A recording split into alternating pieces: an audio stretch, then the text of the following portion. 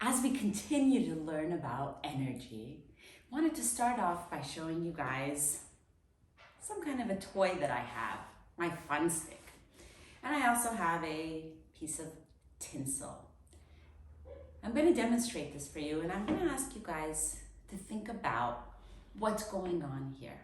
I want you to look really carefully and tell me if you can make a guess as to what you think this fun stick holds inside. I'm gonna let go of the tinsel on its own, and we'll see that without anything, gravity makes it fall. Now I'm gonna hold the fun stick near the tinsel.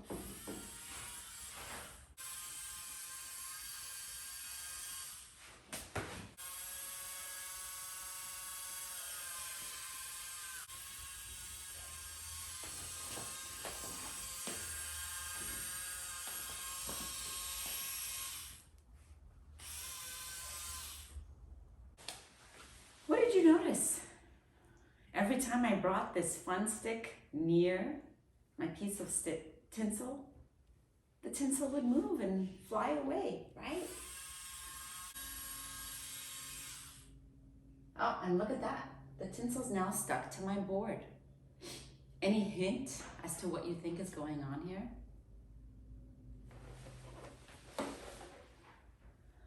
Any ideas what happened there? Well, if you guess magic, it's not the right answer. Let's do another investigation and see if we can try to understand it a little bit better. I have a rubber balloon here, and here I have a wool rug. And what I'm going to do is take my balloon and just rub it all over this wool rug. Rub it really well. And then I have a empty metal can I'm just going to put on the table.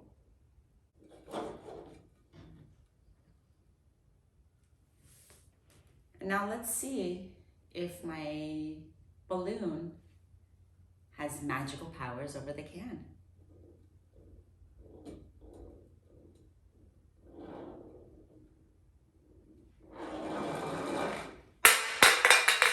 You see that? I was able to move the can with just my balloon. Let's watch that again, and just to show you guys up close, my balloon never comes in contact with the can. They never touch. Now here I have my metal can, I have my balloon, and I'm going to rub it against the rug for just a few seconds. I'm only going to bring the balloon close to the can. They're never going to touch.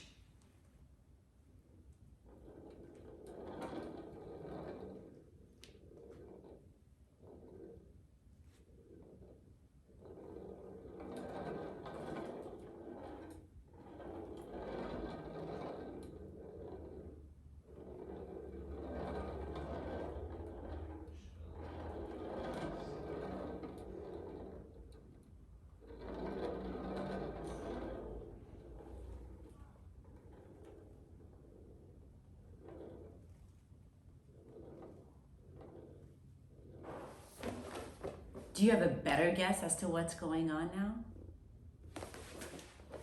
So the can cannot move on its own, right? We need to have some form of energy act on it to move it. What was that energy?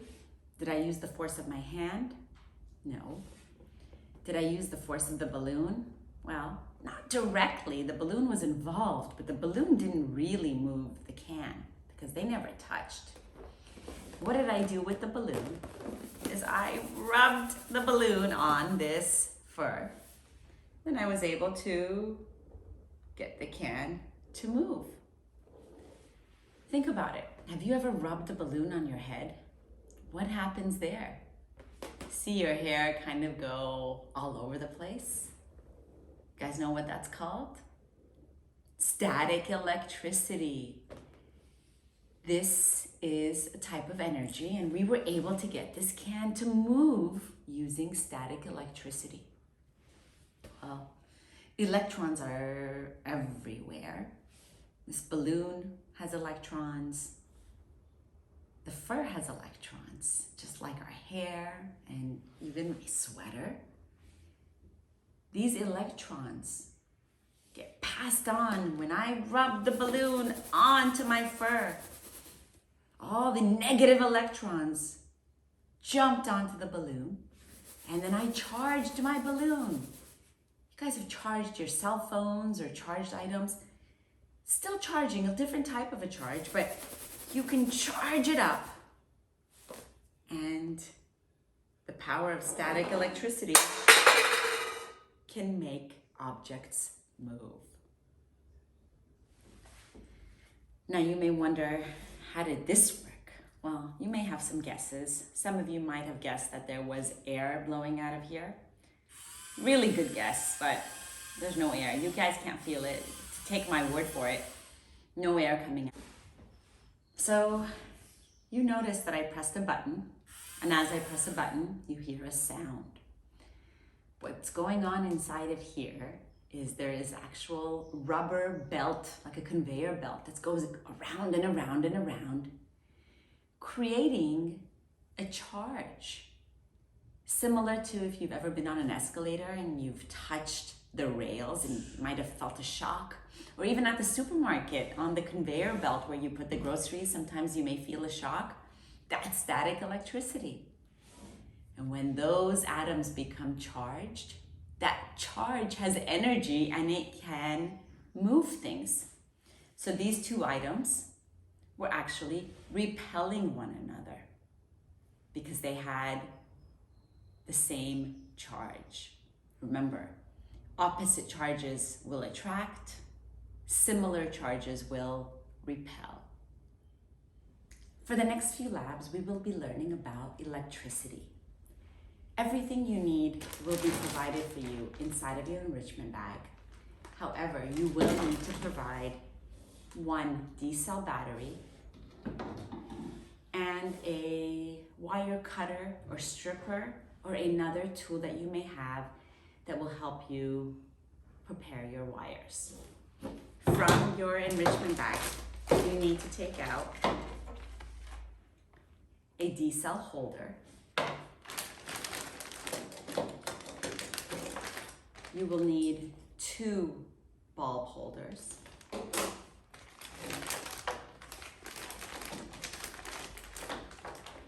You will also need to take out 2 bulbs and your wires.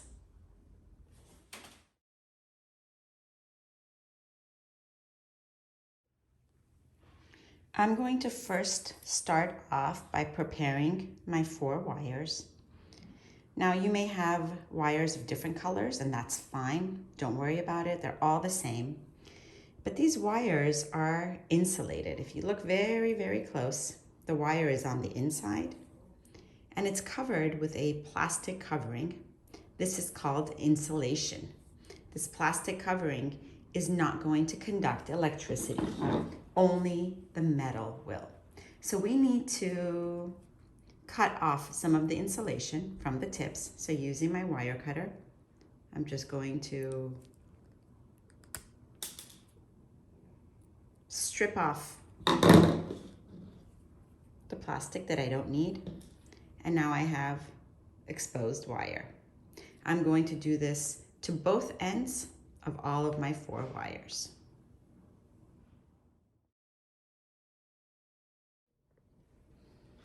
Now notice, I haven't cut any of the metal.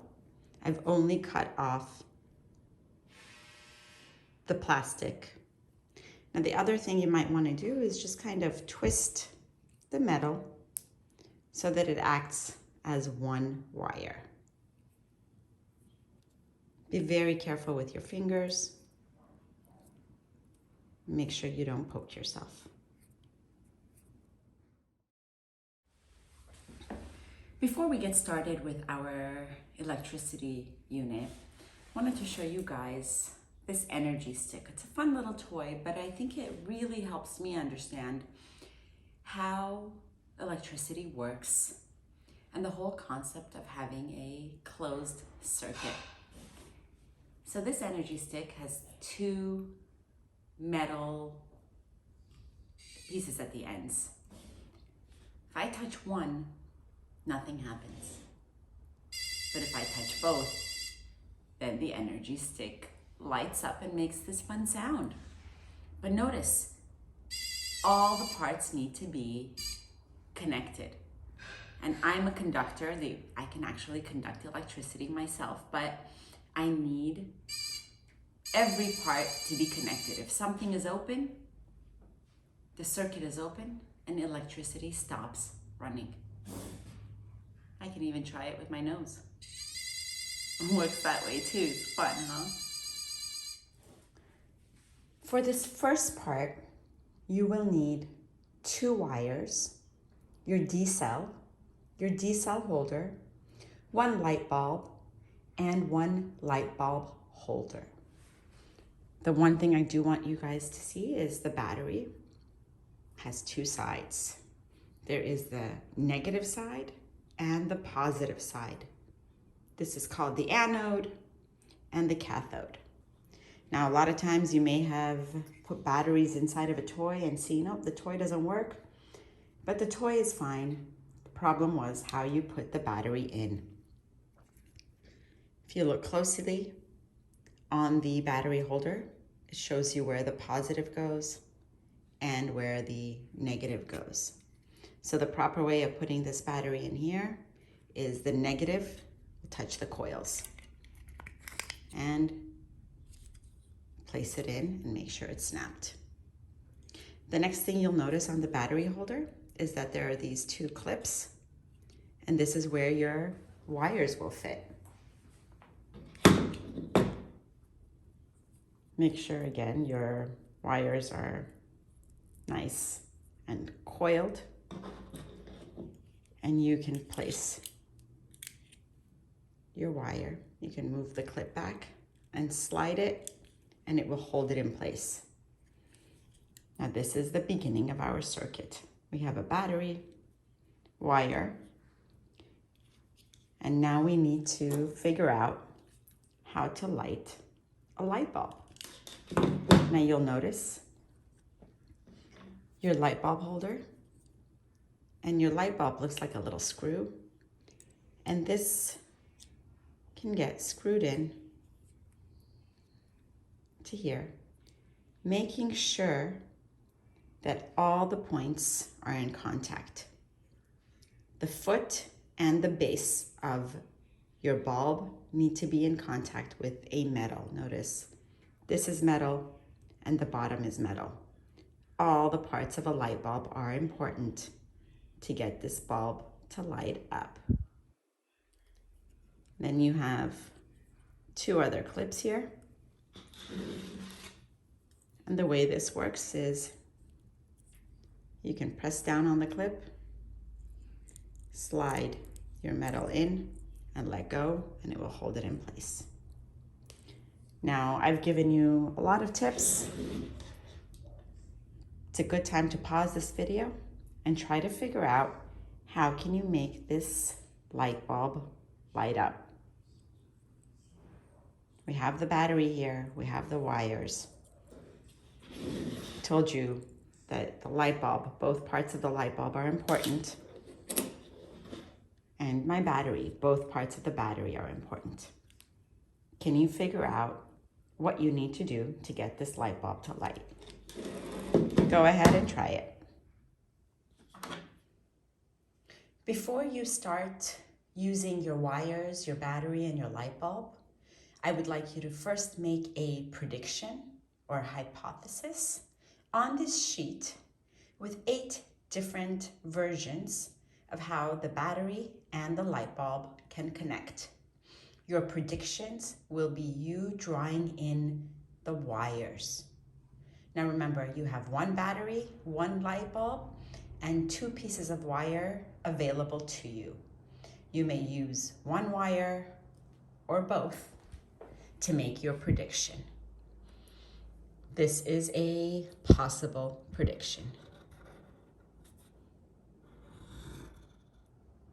Make sure you are drawing in the wires at the exact places that they will be touching. For example, here, my prediction is the wire coming from the very bottom of the light bulb being connected to the negative, and here coming from the glass all the way to the positive. This is just a prediction, but do your best to predict which will make a complete circuit. After you have made your predictions, use your supplies in the kit to make a circuit and see, does the light bulb light up in each one?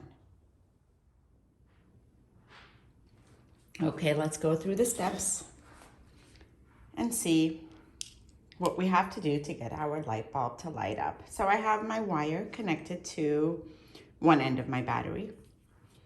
Would it make sense to do this? No, because it doesn't include the light bulb. Now I have my light bulb and it has the wire. Could I go ahead and connect this wire here? Well, that won't work either because I need the energy from my D cell. How can I put all of this together in a circuit? Well, I can need my light bulb to be connected to my battery as well. And I have this other end of my battery. So I'm going to stick my wires in to this clip over here.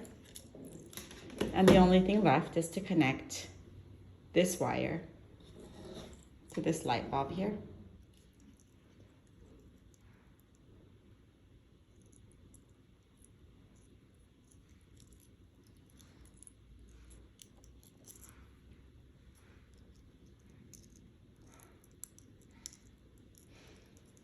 Now what do you notice? I got my light bulb to light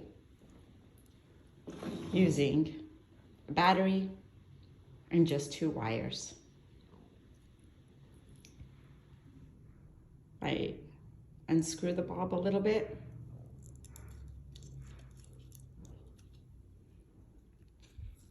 You'll see it doesn't work very well. Actually, it doesn't work at all. So you have to make sure your bulb is screwed in nice and tight, that both the foot and the base of the bulb are in contact with metal parts, and all the parts need to be connected in a circuit or like a circle. Did you get it to work? Pretty cool, right? How we can get the light bulb to light up with a battery and 2 wires. Now let's make it more interesting. Now I'm gonna ask you guys to light up 2 light bulbs using all of the wires if you need them, the D cell, the D cell holder. Go ahead and try to light up 1 more light bulb. We're going to try this 2 different ways and see if we get the same result. Now, follow along. I have my D cell and my wire connected to the D cell. Now the wire running and going to one bulb, and then another wire running and going to the other bulb. And finally, I have my wire connected to the other end of the battery. I'm actually going to open that up and re-secure it. It didn't look very secure. Put that in there. And then the final test is connecting this to my wire here.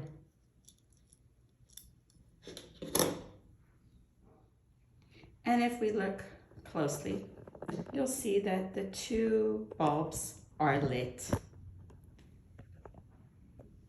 Not as lit as before. They're not as bright. They're kind of dim, but nevertheless, we were able to get both light bulbs to light up. Now what I want you to do is unscrew one of the bulbs and see what happens. But before that, is there one bulb that looks brighter than the other? There is, right? This one looks a little bit brighter than this one. Let's see if we unscrew the first bulb. What happened? Did you notice? I only touched this bulb, but that bulb went out. Both of them actually went out, but without touching that one. Let's rescrew this one and see. Well, when I rescrew this one in, that one comes back on. Let's try the reverse. I'm gonna unscrew this one. And, oh, as I unscrewed this one, now this bulb went out with it. Let me rescrew the bulb up.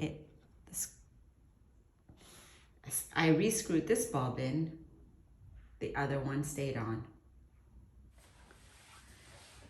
Let's talk about what's going on here and why one bulb depends on the other bulb. You can't have one stay lit if the other one turns off. This is a circuit. They are all connected to each other. They are all one part of an entire system. They're part of a circle. It's like letting go of hands. If one of them lets go of the hands, well, they're no longer connected to the energy source, right?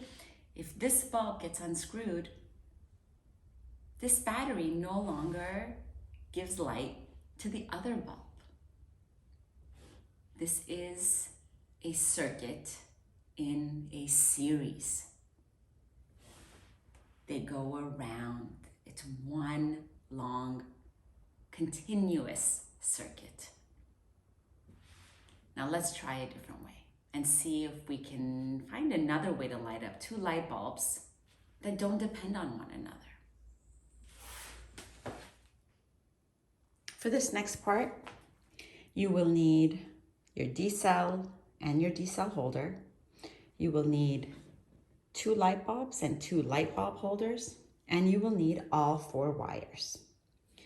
Now what I have done is I'm going to take my D-cell is connected to my bulb,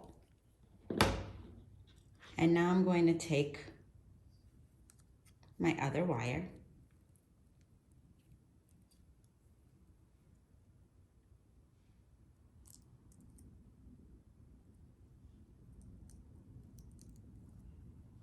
connect it to the bulb and connect it to the battery.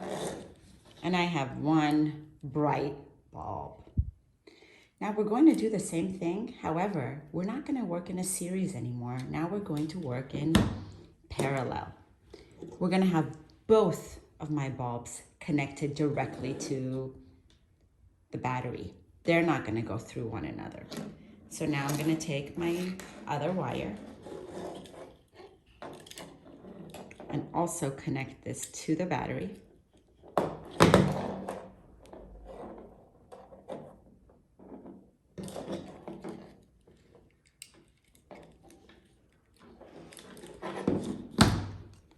And then get my second bulb.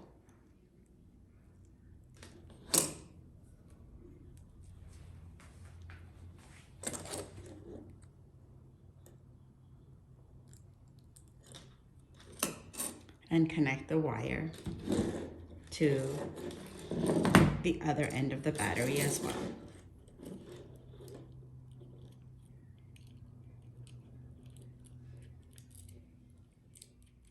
And my final result are 2 very, very, very bright bulbs. Now these bulbs are pretty bright, but really pay attention and see if anything changes. I'm going to unscrew one of the bulbs. And we're going to focus on the other one now and see, does it stay bright? Does it stay lit? Does it turn off?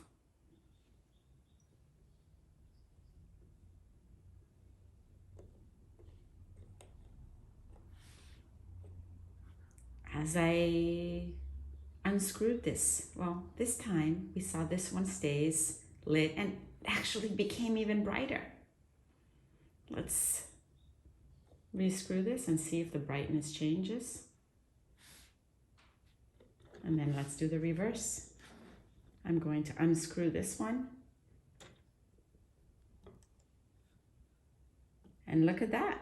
This one stays lit and looks like it's even a little bit brighter than before. Now what if I rescrew this? Lights up, and this one becomes just a little bit dimmer. Now let's see what the circuits look like on the board. These blue circles represent light bulbs. The red lines represent wires, and the black is my battery.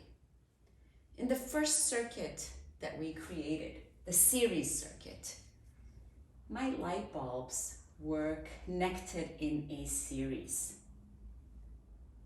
To have both bulbs light up, they had to both be connected to the battery.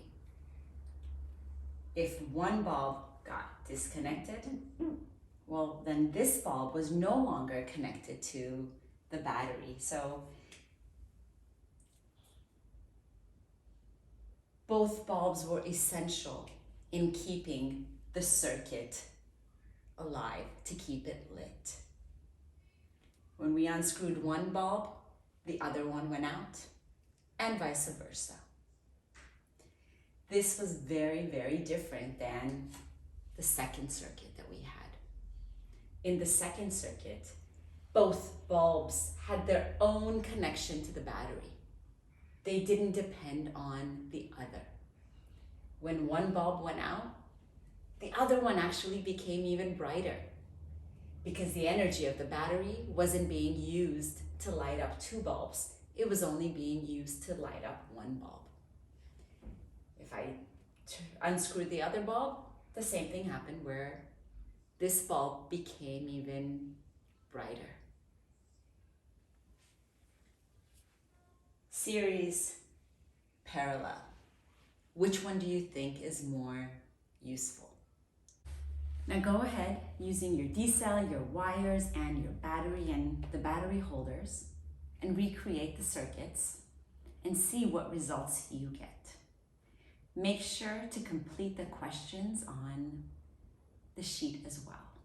Good luck. Can't wait to see your experiments. Now that you know how to light a light bulb, what I would like you to do is find 4 different ways to light your light bulb. Again, using one battery, one light bulb, and 2 pieces of wire. What you're going to do again is draw in the wires where you want them to go, connecting the bulb to the battery, making a complete circuit. Make sure to store your materials in your enrichment bag, as you will be needing it for the following weeks.